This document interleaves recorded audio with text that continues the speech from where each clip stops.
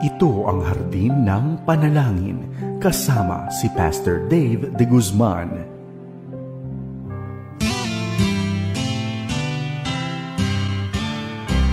May harding mapananalanginan, doon si Jesus naghihintay. O kay inam ng panalangin ang hardin, doon kay gandang manalangin. Tayong natulog sa luklukan ng Diyos sa hardin ng pananalangin. Isang mapagpalang araw ng Sabado sa iyo, kaibigan. Kamusta ka na? Naway nasa mabuti ka pa rin kalagayan, maging ang iyong pamilya. Sa araw na ito ay maraming pagpapala tayong mararanasan at kabilang rito ay pagpapalang spiritual sapagkat muli tayo ay dudulog sa salita ng Diyos. Kung halimbawa hindi man maganda ang ating nararanasan sa mga sandaling ito sa larangan ng pananalangin na mamaya ay ating gagawin, maihahaing natin anuman ang ating damdamin o saloobin sa ating Panginoon at tayo ay mag-aalay ng pasasalamat. Ngunit bago natin gawin ang mga bagay na nabanggit ko, hayaan muna natin siyang bigyan na tayo ng magandang paalala mula sa kanyang salita. Kaibigan, kapupulutan natin ang aralang salita ng Diyos, kaya't halika, samahan mo ako ritong muli sa ating programang Hardin ng Panalangin.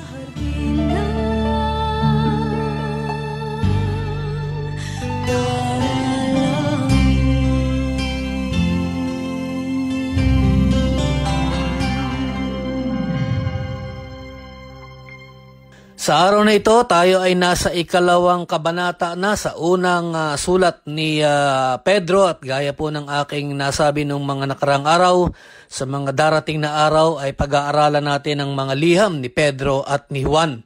Sa kabanata 2, sa kanyang unang sulat ni Pedro, ay mapapaalalahanan tayong muli patungkol sa testimony. Bago natin tunghayan ang salita ng Diyos, tayo muna ay manalangin. Dakila naming Diyos, marami pong salamat at muli kami makadudulog sa inyong salita. Sa maraming kapamaraanan, pagpalain mo kami higit sa lahat, pagpapalang spiritual. At ngayon pa lamang, sa lahat po ng inyong gagawin sa aming buhay, nag-aalay na kami ng aming pasasalamat sa pangalan ni Jesus. Amen.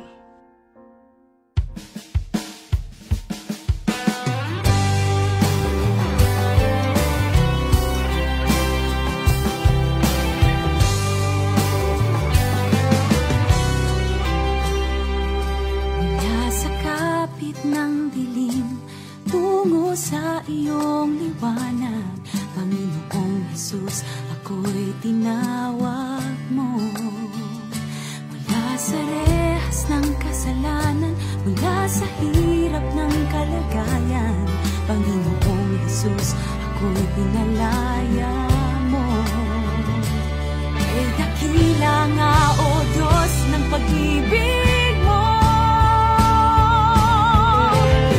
kaya ako'y umaawi ng papuri sa iyo, at ako'y sumasamba, O Jesus, dakila ka, at inaalay ko sa iyo, Panginoon ng buhay ko, ngayon magpakailan pa man, ang bulhati ay sa iyo.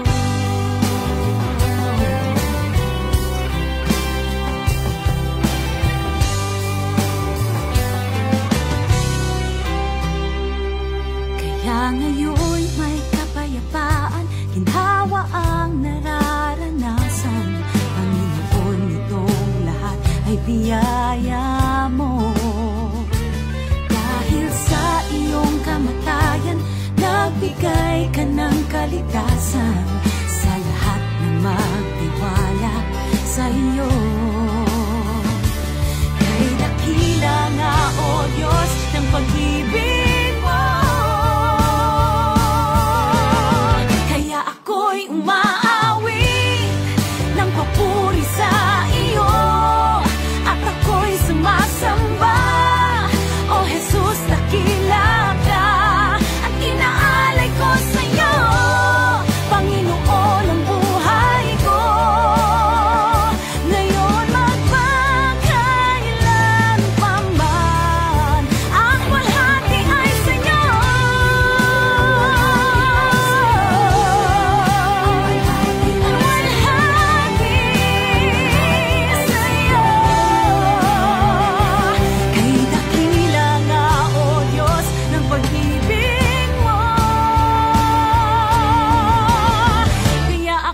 umaawi ng papuri sa iyo, at ako'y sumasamba.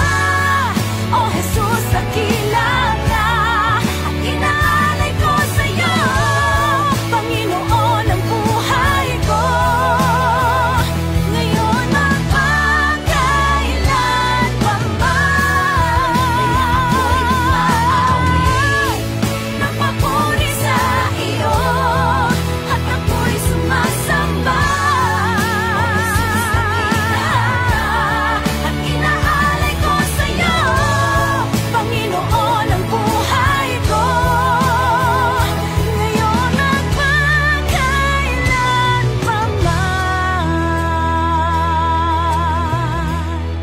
Ang walhati ay sa iyo.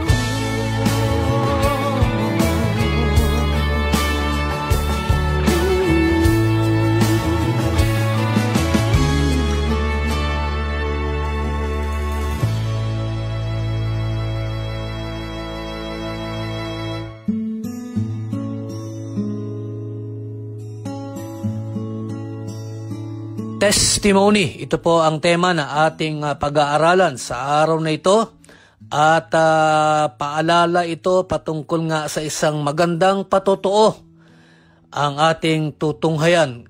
Kaibigan, tayo ay sa mga sandaling ito ay dumaranas ng mga pang-uusig at paghihirap, at anumang uri ng pagsubok ay nararanasan natin. Ngunit ano ang nais ng Diyos na maging asal ng isang tunay na anak niya na kanyang ipakikita sa harap ng mga hindi magagandang karanasan? Kung hawak mo ang iyong Biblia, tignan natin ang paalala ni Apostol Pedro sa unang aklat ni Pedro, o unang sulat ni Pedro, Kabanata 2, verses 9 hanggang 12. Ngunit 2 talata lamang ang ating pagtutuunan ng pansin, at ito ay ang talata 11 at talata 12.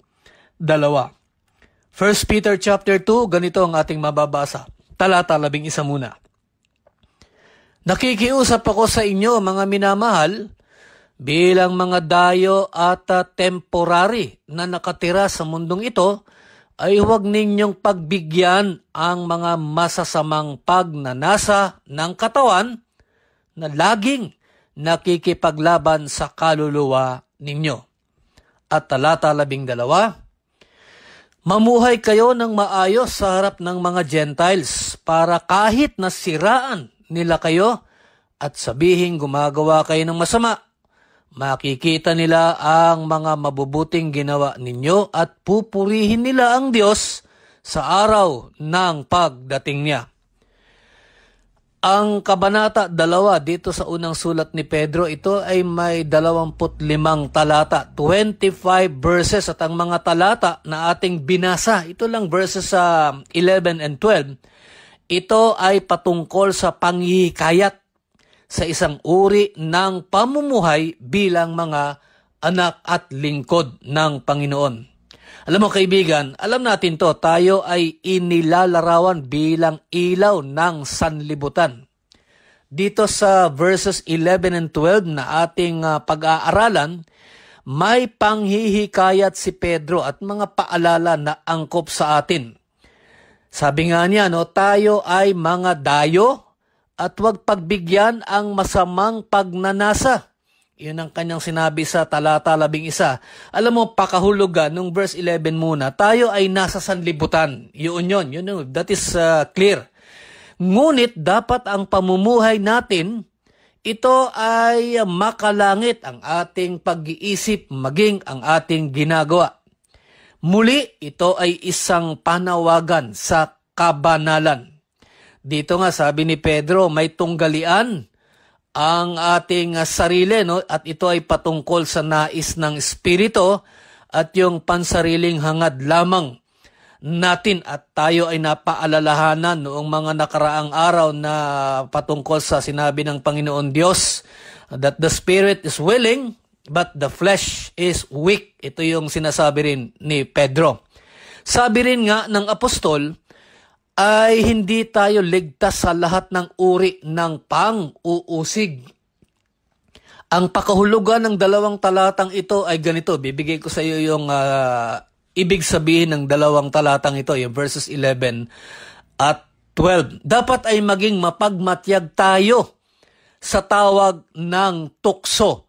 Yun yung isa sa mga pakahulugan ng verses 11 and 12. As believers, we should guard against temptations and be a good witness as light of this world. Yun ang sinasabi ni Pedro. Ano ba ang uri, kaibigan, ng pamumuhay ng isang mananampalataya? Sa kapaligirang ang hangad lamang ay kasamaan sa kapwa. Kumbaga sa in a hostile surrounding, what should be the testimony of a true believer? Alam mo, nang sabihin ni Pedro, tayo, bilang mga mananampalataya, sabi nga niya tayo ay dayo lamang. Pakahulugan niya, kaibigan, ang tunay nating tirahan ay sa kaluwalhatian o kaharian ng Diyos na kung saan ang pagiging matuwid o righteousness ay maghahari.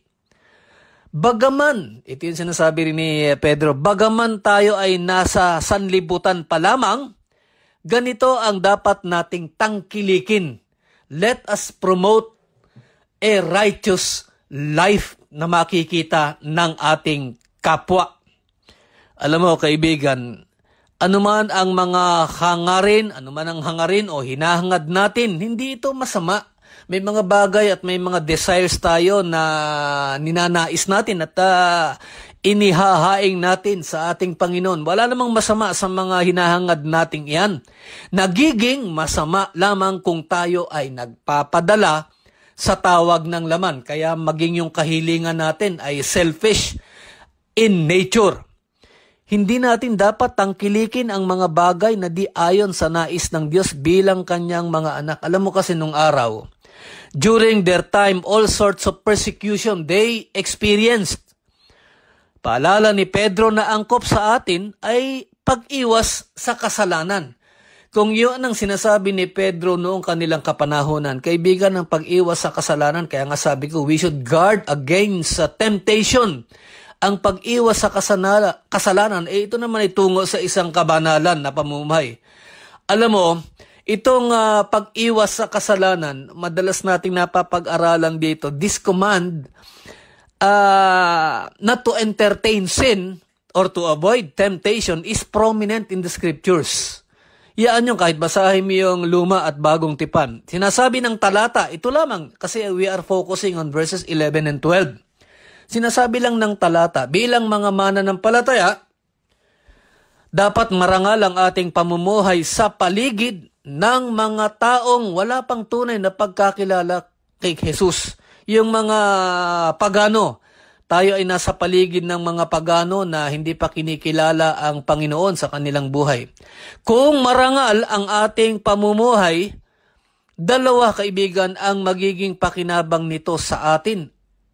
At may aral tayo rito at may kapakinabangan din sa kapwa. Ulitin ko yon.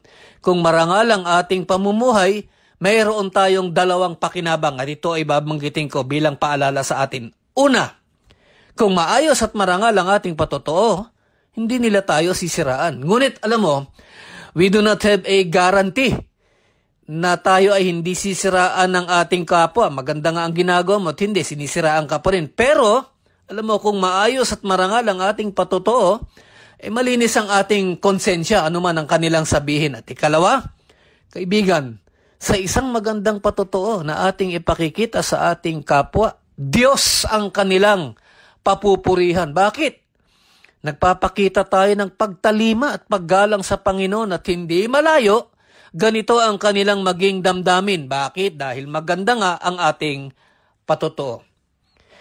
Kaibigan, sa magandang patotoo, nang binanggit ni Pedro ang pagdating ng araw, sabi nga niya, nang pagdating ng araw ay pupurihin nila ang Diyos. Alam mo, ito ay may patukoy. Sa halimbawa ay kung maririnig nila ang patungkol sa kaligtasan. Yan ang pagdating ng araw, yung araw ng kanilang kaligtasan. Pagka ito ay narinig nila ang mabuting balita patungkol sa kaligtasan, magiging wasto at kapaki-pakinabang para sa kanila ang kanilang magiging tugon.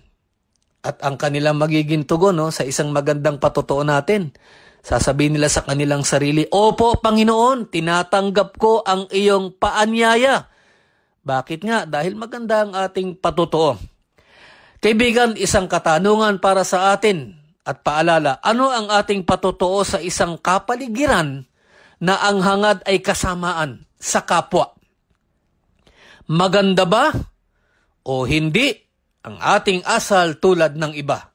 Maganda ba ang asal mo o hindi maganda ang asal mo tulad ng mga taong walang tunay na pagkakilala kay Jesus? Bilang mga anak ng Diyos, inaasahan ng Diyos ang kabanalan sa ating buhay.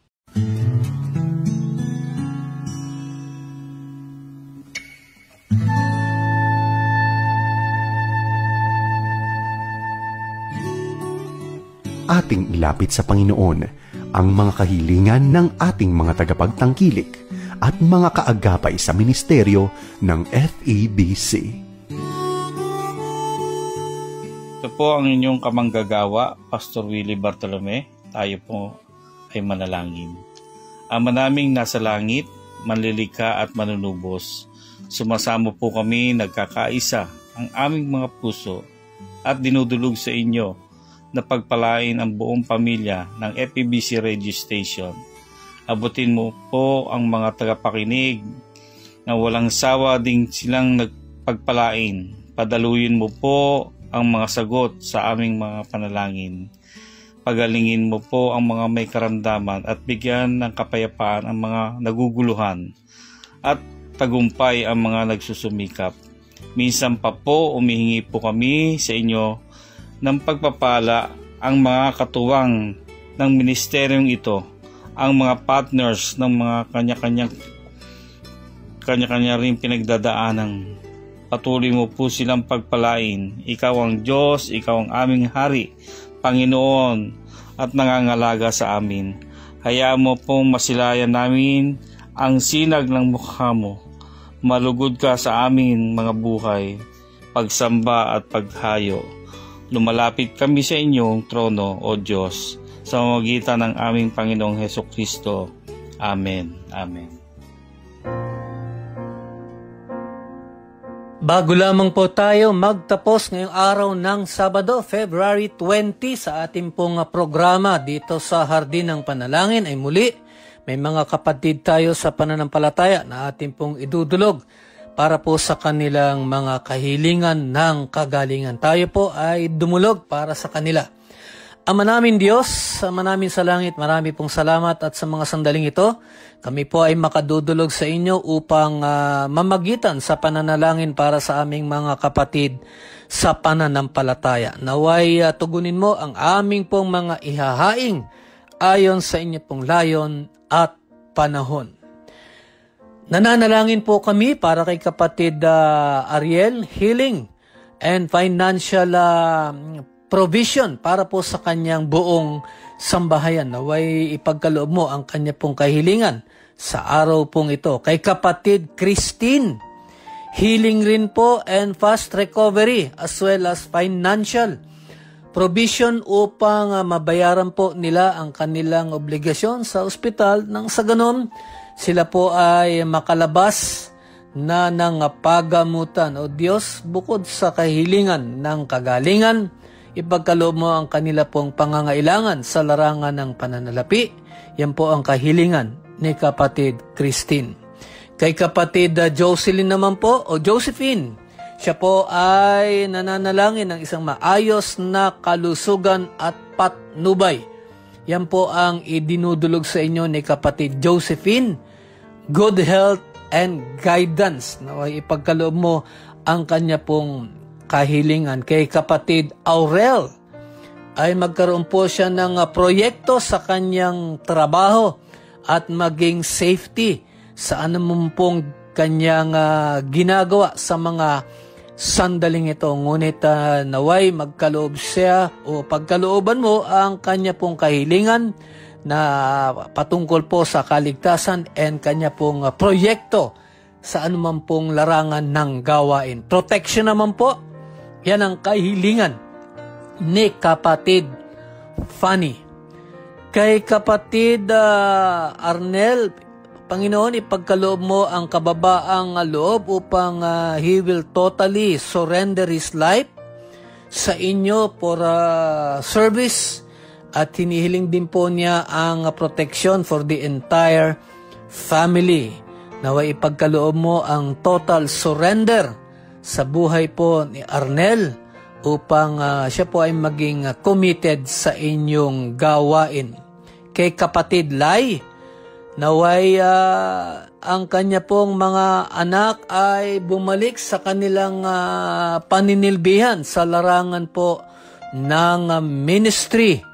Maaring panandaliang naputol for whatever reason ang paninilbihan ng kanyang mga anak, at nananalangin po si kapatid Lai na naway manumbalik na sa paninilbihan ang kanyang mga anak. Si G naman po, protection and good health para po sa kanyang buong sambahayan. Kay J-Boy ay nananalangin po siya na would you open opportunities, Panginoon, upang mabenta po ang kanilang lupa, at nang sa ganon sila po ay pagpalain mo sa larangan ng pananalapi. Naway magkaroon ng katugunan ang panalangin ni J-Boy upang maibenta po nila ang kanilang lupa. At isang pasasalamat ang hinahatid sa inyo ni kapatid Gloria, sapagkat naging successful po ang operasyon sa kanya pong elbow. Maraming salamat po, Panginoon, sa kagalingan ipinagkaloob mo kay kapatid Gloria, at siya po ay nag-aalay ng pasasalamat. Panginoon, narinig mo ang kapahayagan ng kahilingan, ng kagalingan ng mga ibang kapatid namin sa pananampalataya, maging yung kanilang pamamagitan sa larangan ng pananalangin, at pasasalamat sa inyo pong pagpapala na ipinagkaloob sa Kanya. Lahat po ng ito, Panginoon Diyos, kami po ay nagpapasalamat sa pangalan ni Jesus. Amen.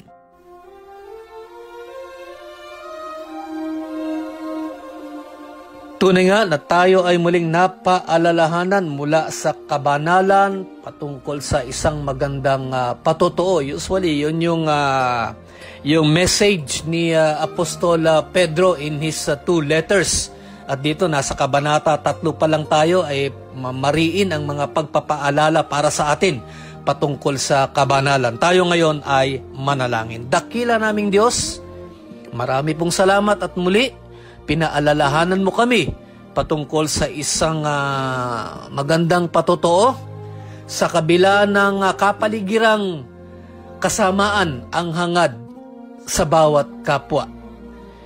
Ipagkaloob mo sa amin ang karunungan na kailangan namin upang ang aming halimbawa ay maging maganda, nang sa ganon ang aming kapwa na wala pang tunay na pagkakilala sa iyo ay mahikaya tungo sa kaligtasan. Tanggapin mo ang aming pasasalamat sa pangalan ni Jesus. Amen.